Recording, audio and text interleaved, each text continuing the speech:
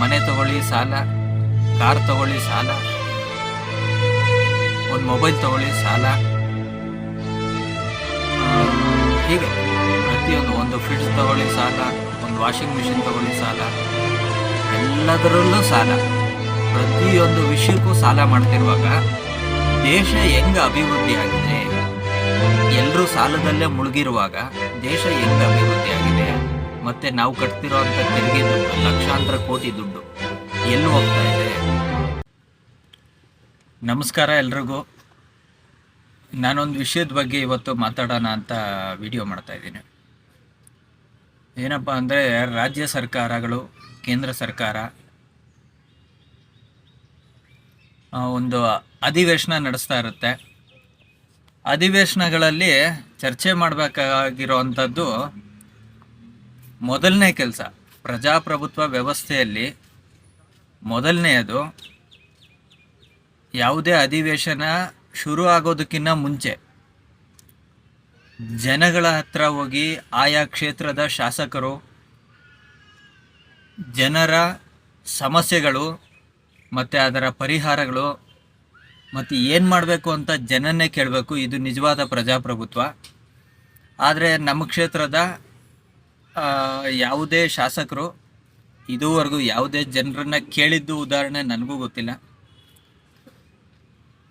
ನಿಮಗೂ ಗೊತ್ತಿದ್ರೆ, ನಿಮ್ಮ ಕ್ಷೇತ್ರದಲ್ಲಿ ಯಾರಾದರೂ ನಿಮ್ಮನ್ನು ಕೇಳಿ ಹೋಗಿ ಸದನದಲ್ಲಿ ಚರ್ಚೆ ಮಾಡಿದರೆ ದಯವಿಟ್ಟು ಕಮೆಂಟ್ ಮುಖಾಂತರ ತಿಳಿಸಿ. ಆದರೆ ಇದರ ಪ್ರೊಸೀಜರ್ ಇರೋದು ಹೀಗೇನೆ. ಜನರ ಹತ್ರ ಹೋಗಿ ಮೊದಲು ಈ ವಿಷಯದ ಬಗ್ಗೆ, ನಾನು ಈ ಥರ ಅಧಿವೇಶನ ನಡೆಯುತ್ತೆ, ಆ ಸದನದಲ್ಲಿ ಏನು ಮಾತಾಡಬೇಕು, ನಿಮ್ಮ ಸಮಸ್ಯೆಗಳೇನು, ಪ್ರತಿಯೊಂದು ಜನರನ್ನು ಕೇಳಬೇಕು. ಜನರನ್ನು ಕೇಳಿ ನಂತರ ಅದರ ಸಮಸ್ಯೆ ಪರಿಹಾರ ಅಥವಾ ಯಾವುದೇ ತಿದ್ದುಪಡಿಗಳು, ಯಾವುದೇ ವಿಧೇಯಕಗಳು, ಕಾನೂನಿನ ತಿದ್ದುಪಡಿಗಳು, ಪ್ರತಿಯೊಂದು ಜನರ ಅಭಿಪ್ರಾಯ ಪಡೆದು ಅತಿ ಹೆಚ್ಚು ಜನ ಯಾವುದು ಹೇಳ್ತಾರೆ ಆ ರೀತಿ ನಡಿಬೇಕು ಈ ಕೆಲಸಗಳು. ಆದರೆ ಇವತ್ತೇನೂ ನಡೀತಾ ಇಲ್ಲ. ಅವ್ರಿಗಿಷ್ಟ ಬಂದ ಹಾಗೆ ಹೋಗ್ತಾರೆ.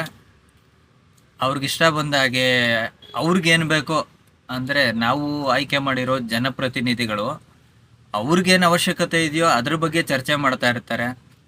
ಅವರು ಮಾಡಿರೋಂಥ ಹಗರಣಗಳು, ನೀನು ಮಾಡಿಲ್ವಾ ಹೋದ ವರ್ಷ, ನೀನು ಅಷ್ಟು ಕೋಟಿ ಮಾಡಿಲ್ವಾ, ನೀನು ಈ ವರ್ಷ ಇಷ್ಟು ಕೋಟಿ ಮಾಡಿಲ್ವಾ, ನೀನು ಮಾಡಿದ್ಯಾ ಅನ್ನೋದೇ ಒಬ್ಬರ ಮೇಲೆ ಹೇಳ್ಕೊಂಡು ಅದನ್ನೇ ಒಂದಷ್ಟು ಜಗಳ ಮಾಡಿಕೊಂಡು ಆವಾಗ ಒಬ್ಬರು ಸ್ಪೀಕರು ಈ ಸದನವನ್ನು ನಾಳೆಗೆ ಮುಂದೂಡಲಾಗಿದೆ, ಕೊಡೋದೇ ಅವಕಾಶ ತುಂಬ ಕಮ್ಮಿ, ಅದರಲ್ಲೂ ಒಂದೊಂದು ದಿನ ಮುಂದಕ್ಕೆ ಆಗ್ತಾ ಹೋಗೋದು, ಅಥವಾ ಮಧ್ಯಾಹ್ನದ ಮೇಲೆ ಬನ್ನಿ ಸದನವನ್ನು ಮುಂದೂಡಲಾಗಿದೆ. ಇದೇನು ಪ್ರಜಾಪ್ರಭುತ್ವ ವ್ಯವಸ್ಥೆನೋ ಅಥವಾ ರಾಜಪ್ರಭುತ್ವ ವ್ಯವಸ್ಥೆನೋ? ಮತದಾರರಾದ ನೀವೇ ಯೋಚನೆ ಮಾಡಿ. ರಾಜಪ್ರಭುತ್ವ ಅಂದರೆ ಈಗ ಮಾಡ್ತಿರೋದು, ಅವ್ರಿಗಿಷ್ಟ ಬಂದ ಹಾಗೆ ಕಾನೂನುಗಳನ್ನ ತಿದ್ದುಪಡಿ ಮಾಡೋದು, ಅವ್ರಿಗಿಷ್ಟ ಬಂದ ಹಾಗೆ ಬಿಲ್ಗಳನ್ನ ಪಾಸ್ ಮಾಡೋದು, ಅವ್ರಿಗಿಷ್ಟ ಬಂದ ಹಾಗೆ ಕೆಲಸಗಳನ್ನ ಮಾಡೋದು, ಅವ್ರಿಗಿಷ್ಟ ಬಂದ ಹಾಗೆ ಕಳಪೆ ಕೆಲಸಗಳನ್ನ ಮಾಡೋದು, ಅವ್ರಿಗೆ ಯಾವುದ್ರಲ್ಲಿ ಆದಾಯ ಇರುತ್ತೋ ಅದ್ರ ಬಗ್ಗೆ ಮಾಡ್ತಾ ಇರೋದು.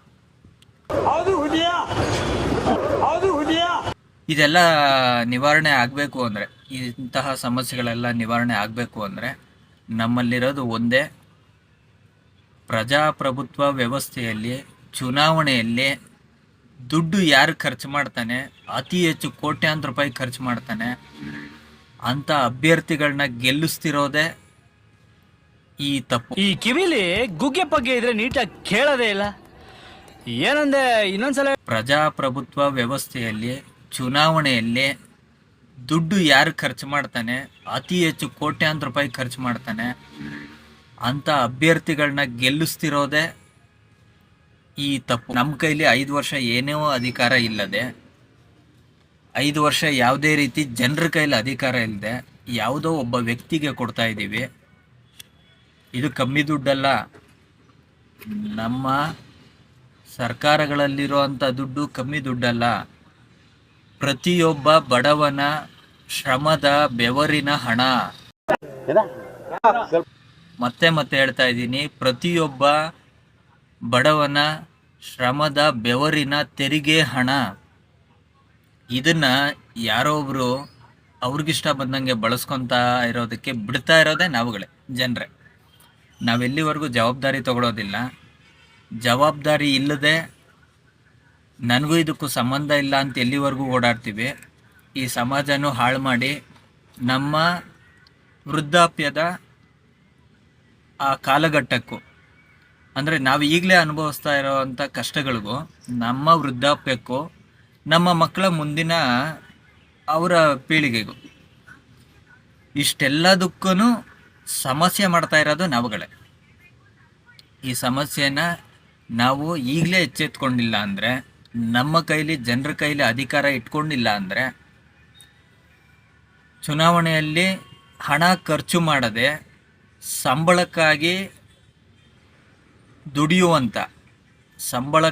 ದುಡಿಯುವಂಥ ಜನಪ್ರತಿನಿಧಿಗಳನ್ನು ಎಲ್ಲಿವರೆಗೂ ಆಯ್ಕೆ ಮಾಡೋದಿಲ್ಲ. ನಾವು ಆಯ್ಕೆ ಮಾಡಿದ ನಂತರ ವೋಟ್ ಹಾಕಿ ನನ್ನ ಜವಾಬ್ದಾರಿ ಮುಗೀತು ಅಂತ ನಾವು ಅಂದ್ಕೊಂಡ್ರೆ ನಮ್ಮಂಥ ಮೂರ್ಖರು ಇನ್ಯಾರೂ ಇಲ್ಲ. ಯಾಕೆ ಅಂದರೆ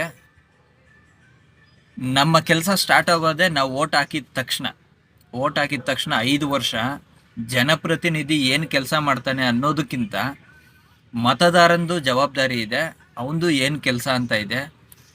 ನಾವು ಕಟ್ಟುವಂಥ ಒಂದು ಬೆಂಕಿಪಟ್ಟಣದಲ್ಲೂ ತೆರಿಗೆ ಕಟ್ಟುವಂಥ ತೆರಿಗೆ ದುಡ್ಡನ್ನು ಪ್ರತಿಯೊಂದು ನಮಗೆ ಲೆಕ್ಕ ಕೊಡುವಂಥ ಜನಪ್ರತಿನಿಧಿಗಳನ್ನು ಆಯ್ಕೆ ಮಾಡಬೇಕು, ಮೊದಲನೇದು. ಎರಡನೇದು, 5 ವರ್ಷನೂ ಪ್ರತಿಯೊಂದು ಕೆಲಸನೂ ಜನರ ಅಭಿಪ್ರಾಯ ಪಡೆದು ಅವನು ಕೆಲಸ ಮಾಡಬೇಕು. 2. ಮೂರನೇದು, ಯಾವ ಗುಣಮಟ್ಟದ ಕೆಲಸ ಬೇಕು, ಯಾವ ಗುಣಮಟ್ಟದ ಒಂದು ಚರಂಡಿ ಬೇಕು, ಒಂದು ರಸ್ತೆ ಬೇಕು, ಒಂದು ಸರ್ಕಾರಿ ಕಟ್ಟಡಗಳು ಯಾವ ರೀತಿ ಗುಣಮಟ್ಟದ್ದಾಗಿರಬೇಕು, ಎಷ್ಟು ವರ್ಷ ಬಾಳಿಕೆ ಬರಬೇಕು ಅಂತ ನಮ್ಮನ್ನು, ಅಂದರೆ ಜನರನ್ನು, ಪ್ರಜೆಗಳನ್ನೇ ಕೇಳಿ ಕೆಲಸ ಮಾಡಬೇಕು. ಇದು ನಿಜವಾದ ಪ್ರಜಾಪ್ರಭುತ್ವ. ನಾವು ಜವಾಬ್ದಾರಿ ತಗೋಬೇಕು. ಜವಾಬ್ದಾರಿ ತಗೊಂಡು ನಾವೇ ಈ ಸಮಾಜನ ನಮ್ಮ ಕೈಲಿ 5 ವರ್ಷ ಪ್ರಜಾಪ್ರಭುತ್ವದ ಅಧಿಕಾರನ ಇಟ್ಕೋಬೇಕು. ಆವಾಗ ನೋಡಿ ಬದಲಾಗುತ್ತೆ ಕರ್ನಾಟಕ, ಆವಾಗ ನೋಡಿ ನಮ್ಮ ದೇಶ ಬದಲಾಗುತ್ತೆ. ಪ್ರತಿಯೊಬ್ಬ ಬಡವನು ಶ್ರೀಮಂತ ಆಗ್ತಾನೆ ಆಗ.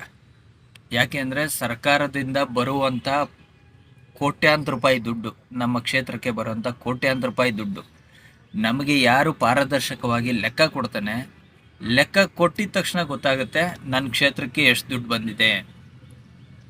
ಲೆಕ್ಕ ಕೊಡುವಂಥವ್ರಿಗೆ ಆಯ್ಕೆ ಮಾಡಬೇಕು. ಮತ್ತು ನಾವು 5 ವರ್ಷ ಓಟ್ ಹಾಕಿ ಸುಮ್ಮನೆ ಮಲ್ಕೊಳ್ಳೋದಲ್ಲ, ನಾವು ಪ್ರಶ್ನೆ ಮಾಡಬೇಕು.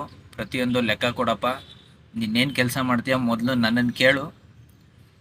ನಾವು ಏನು ಹೇಳ್ತೀವಿ, ಬಹುಜನರು ಯಾವ ಕೆಲಸನ ನಿರ್ಧಾರ ಮಾಡ್ತೀವಿ ಆ ಕೆಲಸ ನೀನು ಮಾಡು. ಇಷ್ಟು ಹೇಳ್ತಾ, ಇದು ಮತದಾರನ ಜವಾಬ್ದಾರಿ. ಈ ಜವಾಬ್ದಾರಿಯನ್ನು ತಗೊಂಡ್ರೆ ಮಾತ್ರ